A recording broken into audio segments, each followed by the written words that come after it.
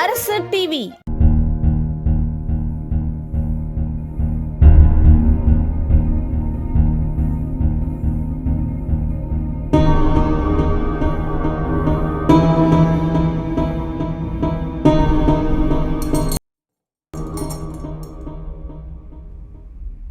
ஒரு கதை சொல்லிட்டா சார்.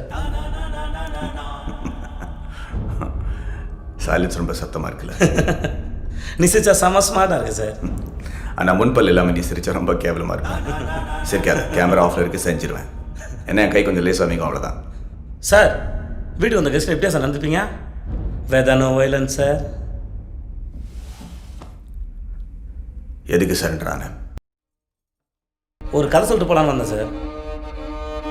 சொந்த கதை சார். உன்ன மாதிரி ஆளுங்களுக்கெல்லாம் ஒரே கதை தானே. நான் கீழே இருந்தேன், தெருநாயாக இருந்தேன், இது செஞ்சு அது செஞ்சு பெரிய ஆள் ஆகிட்டேன், அந்த கதை தானே.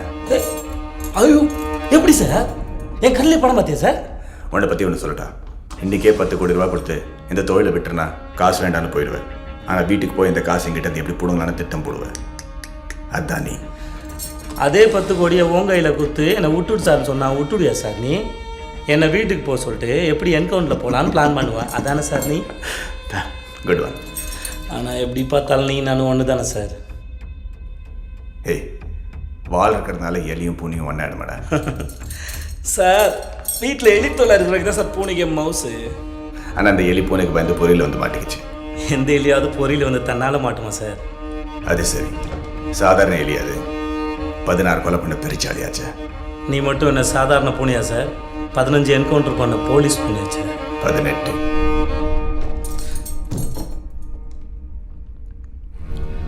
சார் இந்த 3 என்கவுண்டர் ஏன் சார் பண்ண?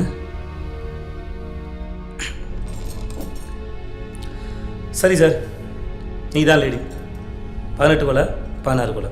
கன்வின்ஸா? கிரிமினல், போலீஸ், நான் கோட்டுக்கு இந்த பக்கம், நீ அந்த பக்கம். சரி சார், ஒத்துக்கிறேன். நான் கெட்டவன் தான், நீ நல்லவன் தான். ஆனால் உன்னை நல்லவன் காட்டிக்கிறது என்னமோ ஒரு கெட்டவன் தேவையில்லை சார். கெட்டவன் கதை கேளு சார். கேட்குறது நல்லாயிருக்கும், சுவாரஸ்யமாக இருக்கும், நிறைய ட்விஸ்ட் அண்ட் டர்ன் இருக்கும். சொல்கிறேன் கேளு.